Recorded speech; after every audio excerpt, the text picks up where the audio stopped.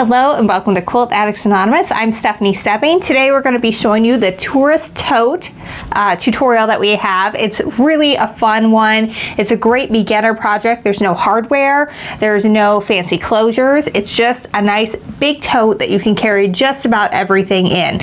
This is the first bag I ever made and it went really easy. It took me about 4 hours from start to finish. That included cutting everything out and fusing the interfacing. And it's really fun to have in multiple colors. I know a lot of people just make this one again and again, so it looks fabulous and you can easily switch it out with every season, so you always have a new look. We've made a couple of samples and we have kits for them in Tulip Pinks, Curiouser, and Curiouser. It's really a very fun line. We realized as we were making the samples for this one, typically when people do repeats, when designers make them, it's going so that when you cut it, the fabric is going up and down, but Tula did hers kind of sideways. So our flowers are kind of dripping to the side in our sample, but when we give you guys the kit, it's going to be large enough so you can cut it so the flowers are dripping down, because this is super cool. It looks awesome, but we want your flowers to be able to drip down. So this one's going to be a little bit more expensive because we got to give you a little bit extra fabric, but you're going to have some bonus fabric. Maybe you can make like a little coordinating wallet or something with it. The Leading Lady wristlet is a good one for that. Also, the Diva wallet, that is a really fabulous one as well, that you could use some extras in to make some coordinates with that, because it doesn't take a lot of fabric, and then you can have a whole nice coordinating project. All right, so this one I would say is my favorite. I think this is going to go first. It's really pretty. It has the sort of the cards, like the night cards. All the symbols are on there. It's really, really pretty, and it's got, of course, the rainbow, because you know Tula's got to have a rainbow. And then the drippy flowers are just so vibrant and beautiful. I really love how this turned out.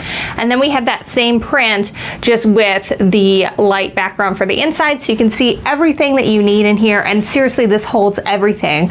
This is a bag that I use pretty much on a daily basis because I love that I can fit my laptop in here, anything my kids need, my wallet, it all will fit in this bag, and I can just throw it and go. And it really holds its shape really well. There's nothing in this, it's just got the interfacing in it, and it holds its shape really well. So this version is the Cheshire Cat, and so this one has like Tula's like signature purple on the background, and then we have some nice teal cats.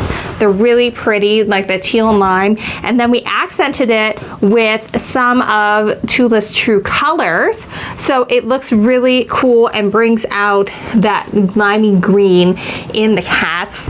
And then we don't have a ton of this, so depending on how quickly you order, you might get this blue lining or you might get a different blue, but it's gonna look great no matter which one we pick. But it just looks so cute. I love it. Like, the cat ladies in your life would love this one, and it's great for summer because it's super bright and bold. Now I know sometimes when we get new Tula in, people love it, but they're like, what the heck am I gonna do with it? Well, here's your example of what to do with it. Make a really bright, fun bag that you will be able to see from a mile away when you're at the beach and you packed everything in it and you're out for the weekend. And plus, since it only takes about 4 hours to make, you can totally make it up before you head out for your vacation and have a new bag to take with you. All right, let's get on to the tutorial. So the very first thing we need to do is fuse all of our pieces. I don't fuse anything to the cork bottom. I can never get it to stick, and I feel like it has enough body without it, so I just kind of skip that step. But whenever I'm using canvas or quilting cotton or anything else that you're using other than the cork, I do fuse that. One quick note, so for this one, this Alice was not like dead center. Like, you can see the fold of the fabric right here. So what I did was I moved it over so that the center of Alice's body was going to be dead center with the measurement for my upper top. And I cut that first. Then I still had enough room to be able to cut my second piece from that same width of fabric, but Alice is not centered on this one. So for this one, I'm going to just make this my bag front, and then this one will be my bag back, and then it'll be nice and pretty and perfectly centered for the part where it counts. So you always want to lay your Decor Bond with the shiny side up. That's the part that has the glue on it. So lay that down first, and then you're going to put your other piece of fabric on top of that, and I'm kind of matching my corners. This canvas is really stiff, so it stays in place really nicely. I can get it on there and know that it's gonna sit and stay where I want it to. But I'm just gonna go ahead and I'm gonna hit my corner sides first. And you need to be patient, and you need to have a really hot iron when you're doing this step. And that's the secret to getting everything to set and fuse the way you want it to. I did some of this work, and I'm just gonna work my way across the sides here. Really just kind of leaving that iron down, especially when I'm working on the sides. But I did some pre-fusing yesterday at the shop, and I was using some of the irons we have in the shop, which is not the Aliso. And I definitely noticed when I was getting ready to film today that not everything was stuck as good as it could have been. And so I'm gonna re-hit it with this iron, which gets a lot hotter.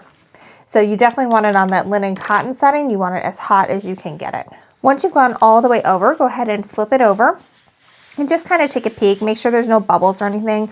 Like I can see it hasn't totally fused down in this corner. There's like a little bubble where I can tell that it's not as attached as it could be. So I'm gonna just hit that corner one more time, then I'm ready to start sewing. So my biggest tip for you guys on time saving with this is to get everything cut and fused ahead of time.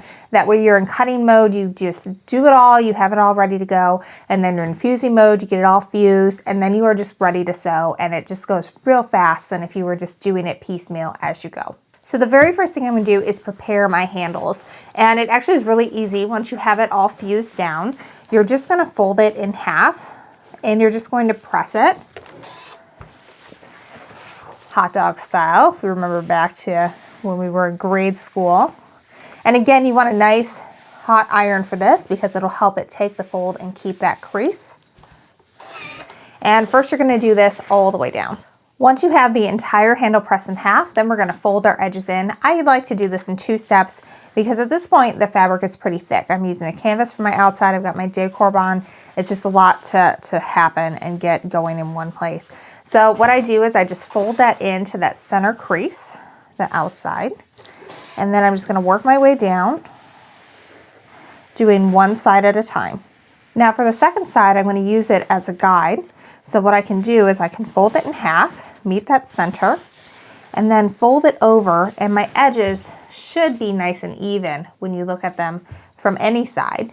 And once I've got that lined up, then I'm gonna go ahead and press that as well. And again, just continue doing this all the way down the strap for both of the straps. So when you're all done, you should have a strap that looks a little bit something like this with all your edges folded into the center. So a couple of things here. Whenever you're going to work with canvas or cork, you want to switch to a jeans or denim needle. It's going to help you get through those layers. They're a little thicker. And whenever I'm top stitching, which is what we're about to do next, I like to switch and have a foot with a guide on it like this one. This is a 1/4 inch foot. I normally do not like this guide right here, the little black bit below, because I feel like it gets in the way of accurate piecing. You have to pull your pins out before you're ready to. But in this case, what I can do is I can snug it right up next to the edge of where I'm working. And then I'm going to get really consistent top stitching and have a much more professional look than if I just tried to line it up with the edge of my presser foot. So we want to top stitch 1/8 of an inch away from the edge. Now this foot is a little specific because the hole isn't quite as large as normal, but so I'm just going to kind of move it down as far as I can to where I can still get that needle down without hitting anything in the foot, and I'm going to call that good. So just pay attention to your foot and the regular, you know, the limitations of that. So I'm going to start with the outside edge here. So I'm just going to make sure everything gets tucked in here. You could pin this if you want to. You may find that binding clips are a little bit easier because this is very thick. But I'm just going to start by sewing in here. And I am going to do a back stitch here when I get started, just to make sure that everything is nice and secure, because it's not like quilting where we're going to cross over those lines a ton of times. All right, so I'm doing that folded edge first, and I've got the edge lined up with that guide, and then I'm just really watching the guide. I'm making sure that my fabric is nice and in line with it. That way I can keep a nice steady stitch. I'm gonna back stitch again when I get to that end, just to get everything nice and secure. Then we're gonna turn it around and go down the other side. All right, so here you can see we've got some really consistent top stitching. It looks very nice. It's nice and even from both edges. And I actually used a really light gray thread with this. It's number 2615 from Aurifil. And I like it because it blends nicely with all the blues that I'm using, but it also means that I have to be really careful with that top stitch because it is going to show up and be visible. So using that foot is definitely a plus and helps make your job easier. All right, I'm going to do that to the other handle, then we'll move on. So I've done a few things to prepare my outside top to get it ready to put the bag handles on.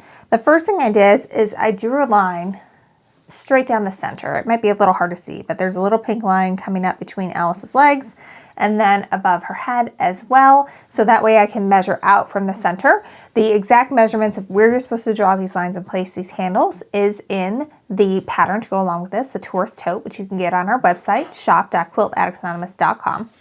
So then I took my friction gel pen and I measured out from the center to hit where the part of my handle is supposed to be. And I drew that line all the way up. I drew a little stop right here. There's like a little horizontal hash mark there, and that'll help me tell me where to stop and stitch down the rest of the way. So now that I have those lines marked, I'm going to do a few things here. First, I'm going to take a clip because that is a lot easier to use than pins at this point because we're getting a little thick with all those seams and the Decor Bond, and I'm going to just clip the bottom in place so that it's even with that line that I drew, and then I'm just going to kind of keep it in line as I go. You could try to pin through this if you really wanted to, but as I sew this, I'm just going to make sure that I'm keeping the edge in line with the line that I drew, and I'm putting the folded edge in line next to that because I think we're going to see the other part more, the nice neat edge where it's just the one fold, and I'd rather have that be facing the outside of the bag. So then we're going to take our bag handle, we're going to wrap it around, and again make sure that you don't have a twist up here. You want it to just be nice and even. And now I'm going to line this up with the bottom over here, and again I'm keeping it nice and in line with that guideline that I drew, and I'm going to place a little clip down here as well to help hold that in place. So now taking it one half of the handle at a time, I'm going to stitch all the way up to where it's time to go over. Then I'm going to cross over and stitch all the way back down. And I'm going to do that still using the guide foot so that way I can stay right over this line. Now feel free to go over this a couple of times to add extra stability to your bag handles. The first time I made one, my dog got really excited and jumped up and her paw caught like right here and it just ripped it down, and I was able to mend it just fine. But if I would have done it a couple of times as opposed to just the one time, that might not have happened. So go over it 2-3 times and just making sure that you're staying over your stitching line so that way you can't tell that you're stitching several times. So we're going to do this for both sides of the bag, and then we're going to come back and add our bag bottom. Just like before, I'm going to go ahead and reinforce those stitches quite a bit at the beginning. So now what I'm doing is I'm just lining up, I've got my line that I drew right here, and I'm just lining up the left edge of that with the line and just kind of holding it in place. And I'm trying to stitch and follow that same guide so that I'm going straight over the same stitching line I did before. Make sure I'm staying in line with that line over there.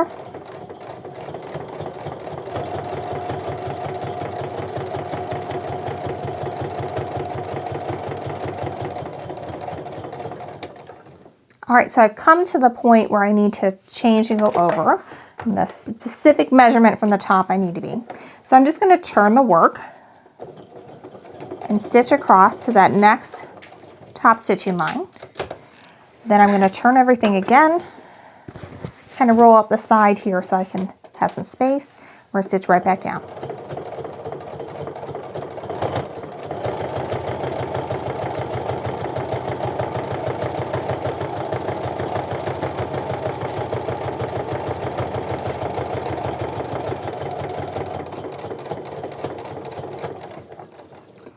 Again, I'm going to reinforce those stitches again at the bottom.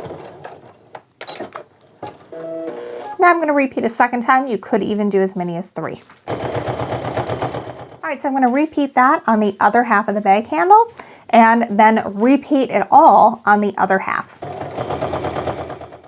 So I used a friction gel pen to mark this, and it goes away with heat. So as soon as I'm done, I want to get the iron on and make sure I get rid of all those marks so that way they aren't on the final bag. I find you really kind of have to get the tip of your iron in along those marks because you really like sewed right next to that line. And so it's kind of impossible to just like draw right over it. All right, so now that we have this, it's time to complete the half of our bag by adding our bag bottom. I'm going to use cork for this. I have used cork for bag bottoms before, and I really love it. It's very durable, and I used one as a test sample for 3 months before we put it out in the shop. The only wear and tear on it was a little bit of color was coming off in the corners, and that is it. And that's, you know, to be expected with any bag. And I used canvas for the top on that one and cork again on the bottom. Because, you know, it's expensive to make bags yourself. It's almost the same price as buying one, but, you know, why, you know, pay the money for it when you can do it yourself? That's a common crafting theme. But anyway, so if you're going to do it, you want to do it with the materials that are going to last for a long time. That's why I've always loved the canvas and cork combination, because it really wears very well over time. And like, I abused that bag. I carried my laptop around it, all my kids' crap in it. I fell in the snow in it and got it all dirty, and it just wiped clean, and everything was really great with it. It looks great. So I am using this fun navy print. It is almost black. It kind of looks black when you're not seeing it, but it definitely pulls out a lot of the blues in here, which I really like. And it's not as stark as the black version that we have.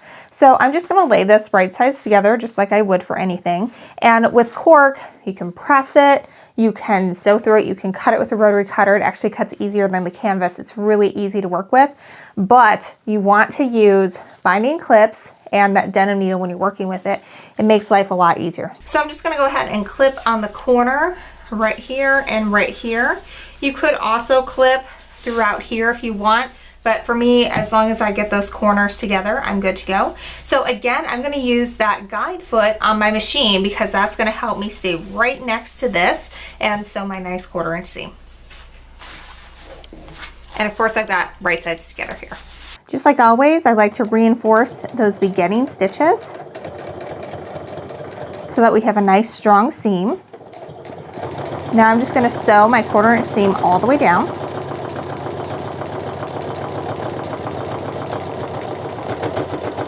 It's a little bulkier when you get to those handles, so just anticipate that.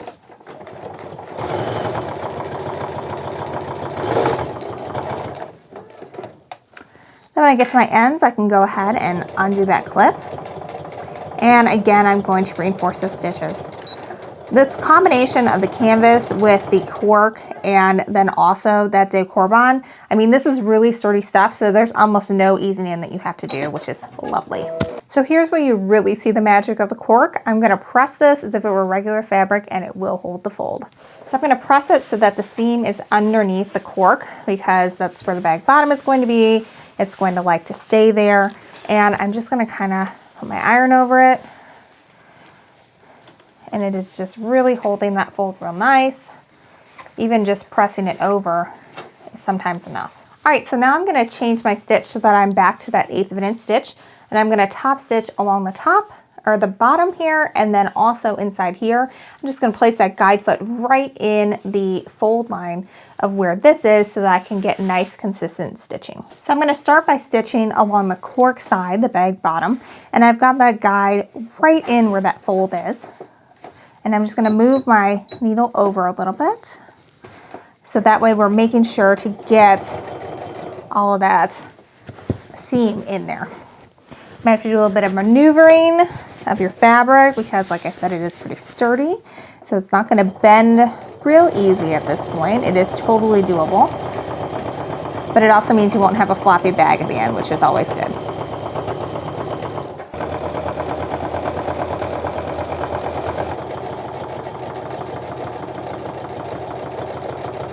That is looking very nice. My stitches are nice and even, and they are evenly spaced away from the edge thanks to that guide foot. So now it's time to cut the corners out of our lining and our exterior pieces. I'm showing you this on the lining first because what I did is I drew out the measurement on here. Then I'm going to cut it with scissors. I feel like that's a little safer than going at it with a rotary cutter because you don't want to overcut. All right, so your bottoms are going to look like this where the corners are clipped out. Now we're going to attach them to our front pieces. So I have my one front piece here. I've already clipped my corners down here as well. What I want to do is fold this handle down so it is out of the way and it's not going to get in the way of when we're sewing. Then I'm going to lay this on top and I'm going to match up my corners and I'm going to secure it with those binding clips. Again, you could pin, but I used really thick fabric with that canvas, and so I just want to go with the pins. And plus you're never going to get it to lay flat because you have the handles under here, so I want that flexibility as I'm sewing. All right, now I'm going to stitch across the top of this with a 1/4 inch stitch. Just like we've been doing all along, I'm going to go ahead and reverse those stitches at the beginning to go ahead and anchor those stitches. Again, this is not quilting, so you want to make sure that that can withhold the use and abuse a bag is going to get. All right, as I get closer to where the handle is underneath here, I need to make sure that I can get this laying as flat as I can, and you're just going to have to manipulate it kind of in an as-you-go situation.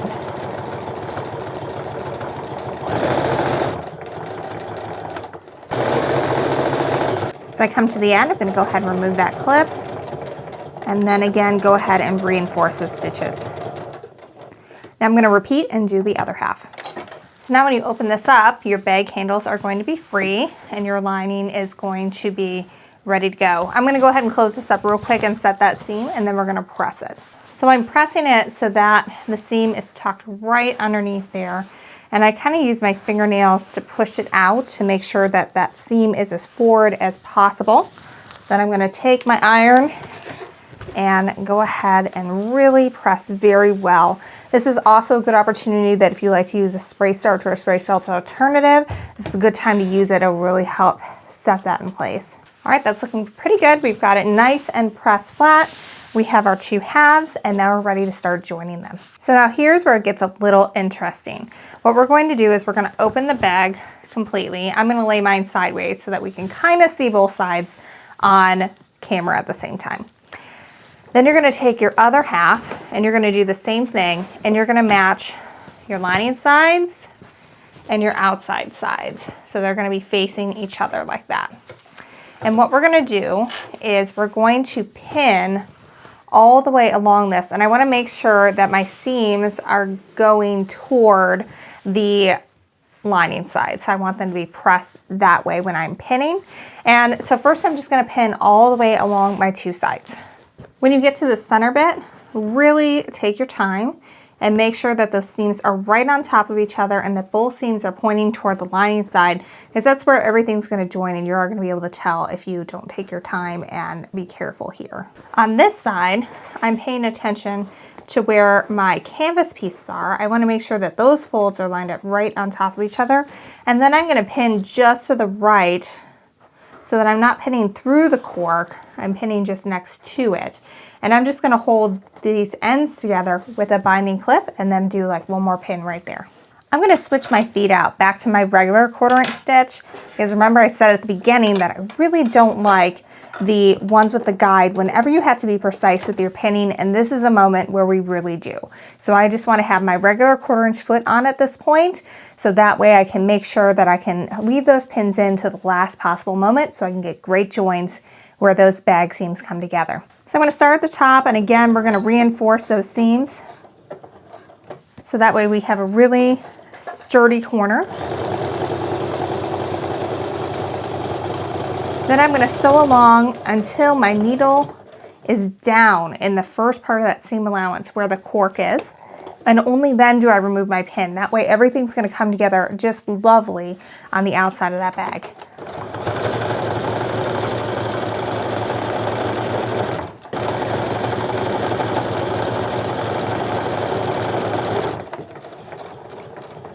In this case, I'm going to sew right up to that pin where the seam allowances are for the difference between our outside and our inside. And again, remove that pin at the last possible minute so we have a great join there too.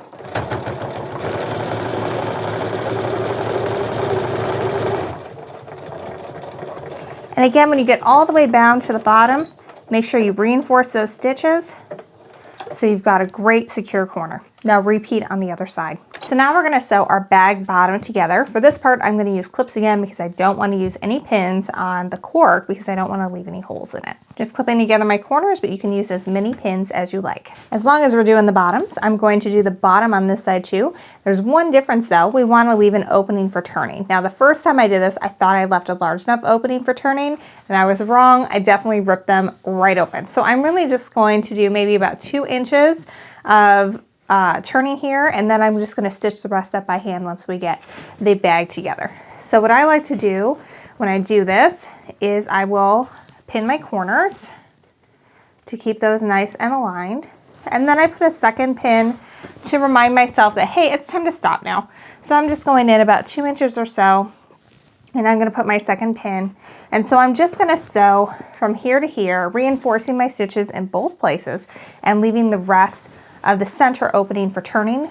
And I'm doing the same thing on the other side so that at least my corners are sewn by machine, but then that center part will be by hand later. Again, reinforce those stitches so you have a nice strong corner.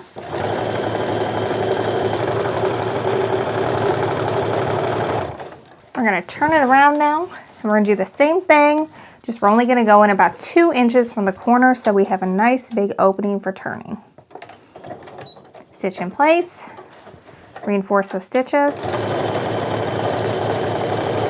So until I get to about that pin, and this is very important, definitely reinforce your stitches a lot at this point because this is where you're going to have a lot of stress where you are trying to turn that bag. So we've got one more step to do before we're able to turn this bag right side out, and that's to sew our corners together. I'm going to show you on the lining piece because the cork I have is very dark and I think you're going to be able to see better on this section. Basically what you do is you're just going to open it up like this so that you essentially have a nice straight line like you do here. And then you want to press those seams in opposite directions. Doesn't really matter which way for what side or anything. Just as long as they're nesting, and I've got my back seam here going this way and this seam going that way. I'm going to go ahead and for the lining fabric anyway, put a pin in. For the cork, I'm going to use a clip because again, no pins there. And then what I find helpful in order to keep this nice and straight is also to just go ahead and do a little pin at the corner as well.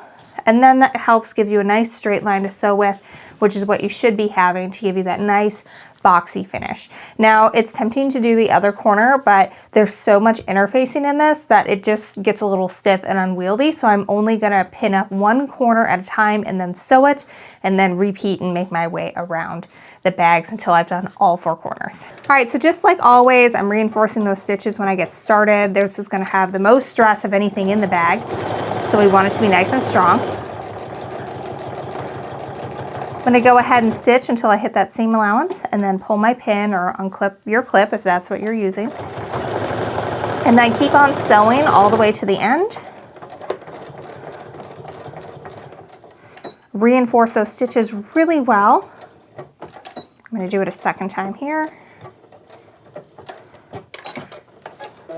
All right, so just repeat those steps for all 4 corners. All right, so now we have something that looks kind of large and unwieldy, but you left your opening for turning in the bottom. And so what you're going to do is you're going to take your hand and reach into that, and you're going to grab for the bottom of the bag. And you're going to start pulling that through. I'm going to switch to my right hand. And you want to be kind of gentle because you're going to be pulling a lot through here. You're not going to damage the fabric or the cork by doing this, but you can rip open those stitches. So you just kind of want to be gentle as you're pulling everything through. Just do it a little bit at a time. And if you do rip those stitches, it's not a big deal. You can fix it by hand later. I got most of it through, so now I'm just kind of pushing, binding through. All right, so now we've got it all the right sides facing out. So the first thing I'm going to do is again put my hand back through that opening, and I'm just going to push out all of my corners. Just going to use my fingertips to poke the points of the bag out on the bottoms to get that shaping.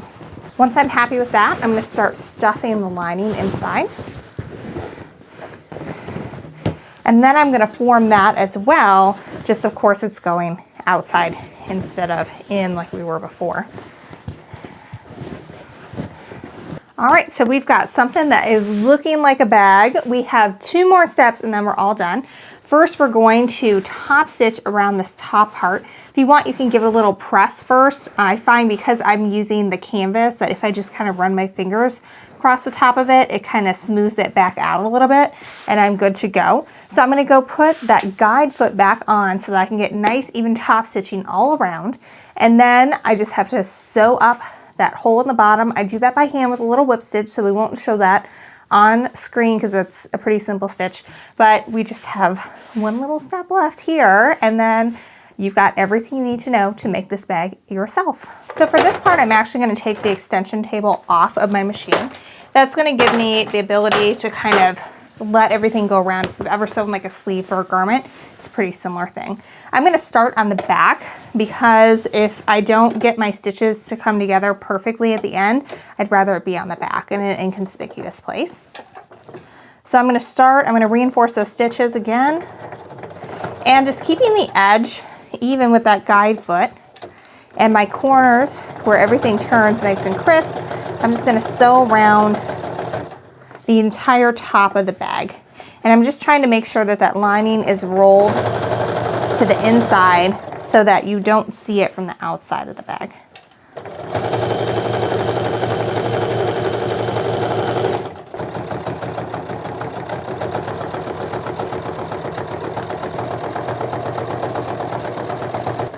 I'm going to go past about an inch or so where I started, and then I'm going to reinforce those stitches and clip my threads. So here we are, we have our finished bag. Again, just do a little bit of whip stitching to close up that lining hole in the bottom. You could sew it on your sewing machine too, but I like to hand stitch it because then it's pretty invisible. And I just love the way this bag turns out. It is huge, it fits everything. I've carried my laptop around this bag, all my stuff for my kid. Knitting projects, if you are a knitter too, you can fit like a whole sweater and then some, like a good chunk of your yarn stash really in here. And it really is a pretty easy one to do. The first time I did it, it was the first bag I ever made, and I was able to do it all from start to finish, including cutting and fusing all the interfacing in about 4 hours, and I used the bag the next day. So that is a good project. Again, this is called the Tourist Tote, and we have all the supplies you need to make it over at shop.quiltaddictsanonymous.com. And again, super easy. It's only like 6 pieces, and it goes just super, super fast. So great project. If you are not so sure about bags and you want to give it a first try, this is a good one to do. Thanks so much for following along. Until next time, happy quilting.